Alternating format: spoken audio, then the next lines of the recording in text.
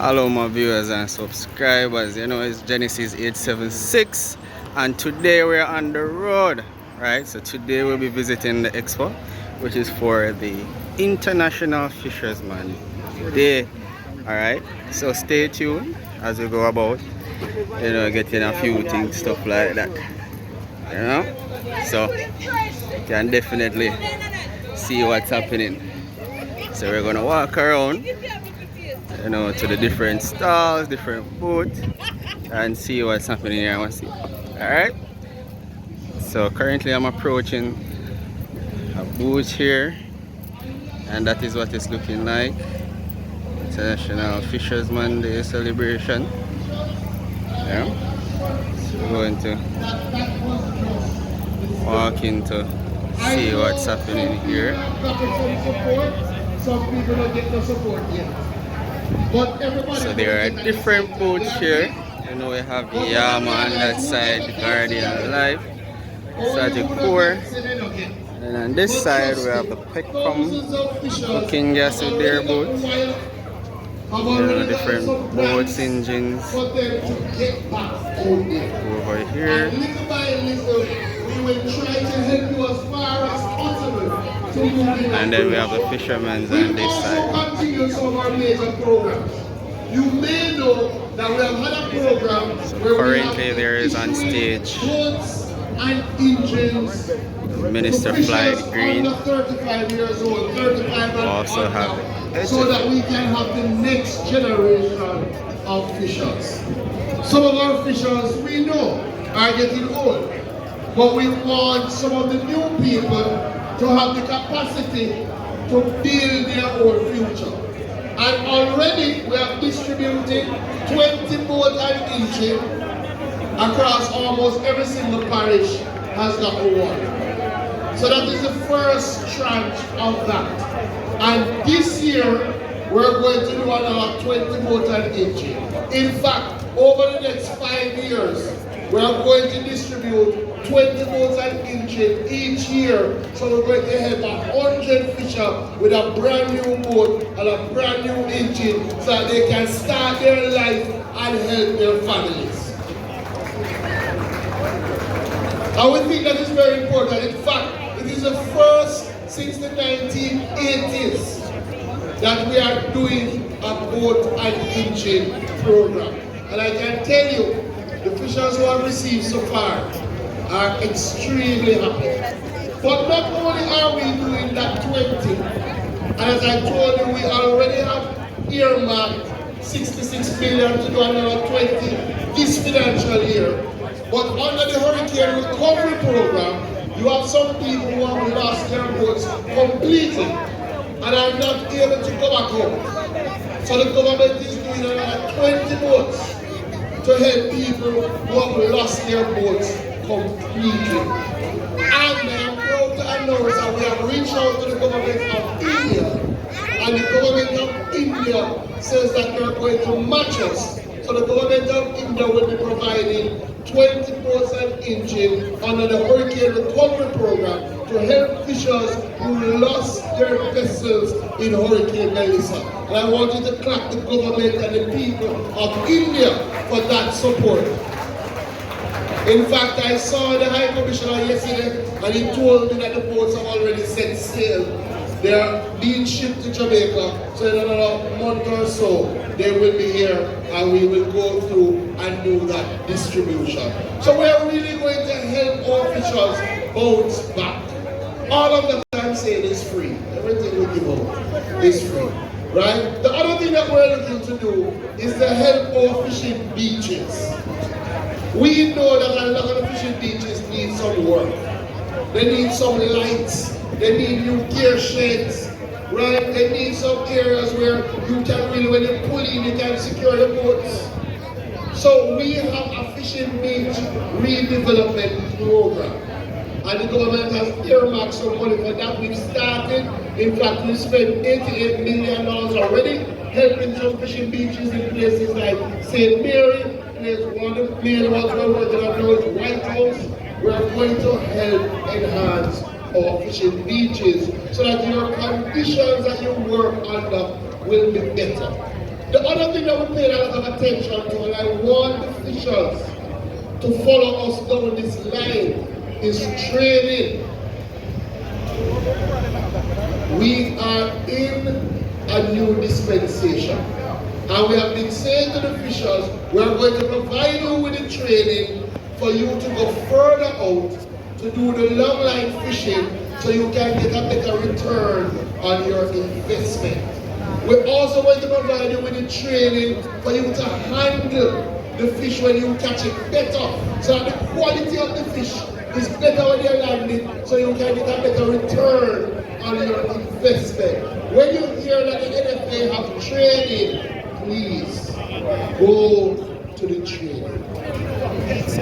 Training is more valuable sometimes than the money, than the fishing wire, than the gear, because it will stay with you forever.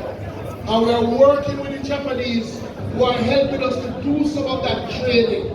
The other thing that we are going to be doing is we know, I don't have to tell you, that a lot of our near shore fish has been depleted. And we have been building it back through our fish sanctuaries. And I want to thank all the NGOs that have been working with us.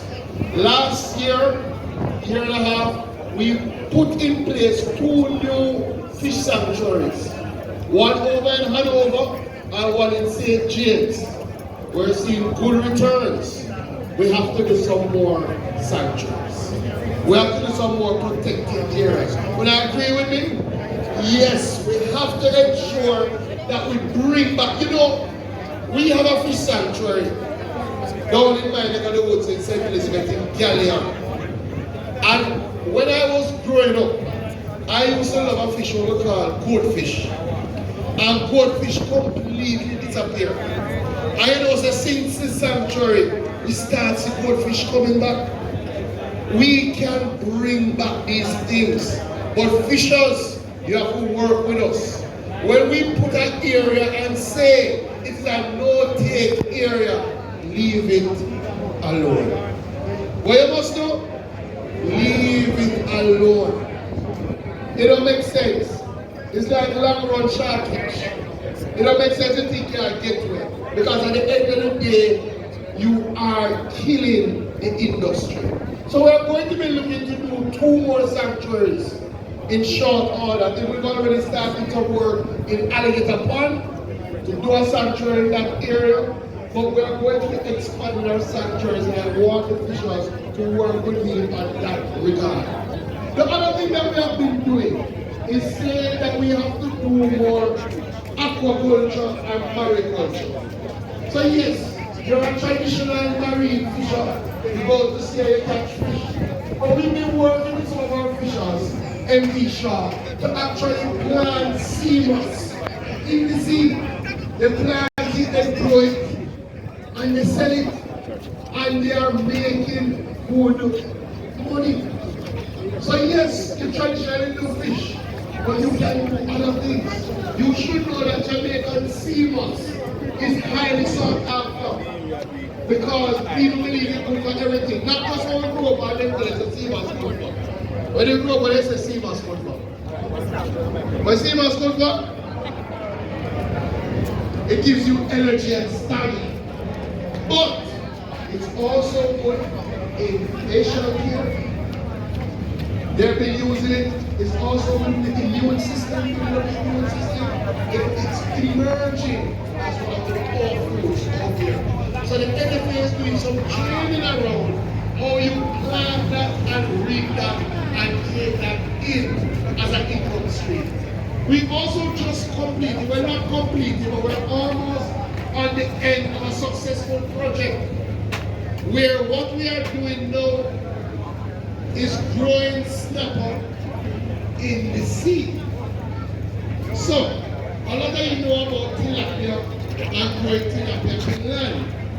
But what has been happening all over the world, to increase supply, you do a cage in the sea and you grow species like snapper out there.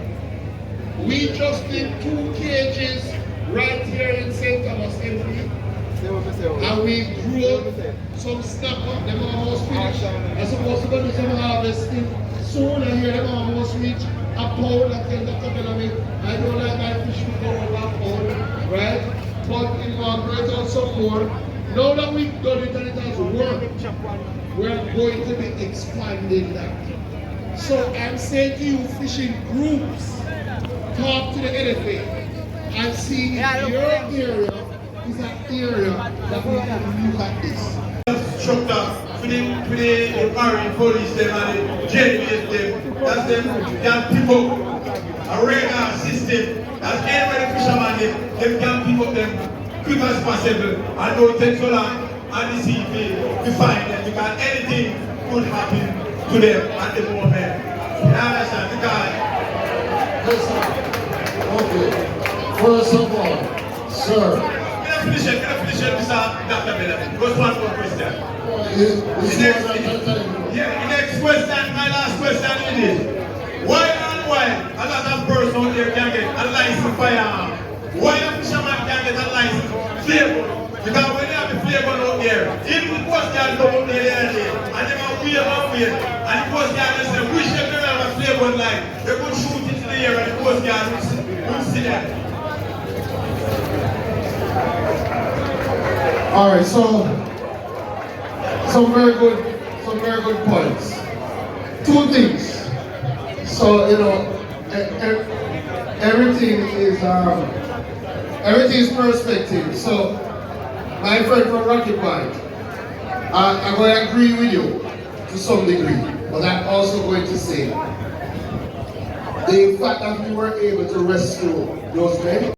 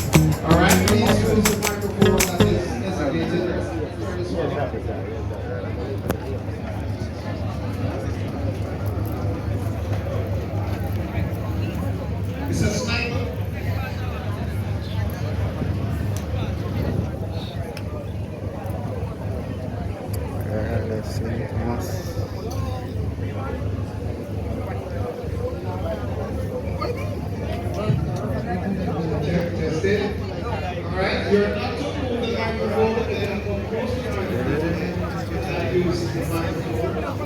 Alright? So you're going to say your name and which organization you represent, which you do. Alright? And then you can direct your person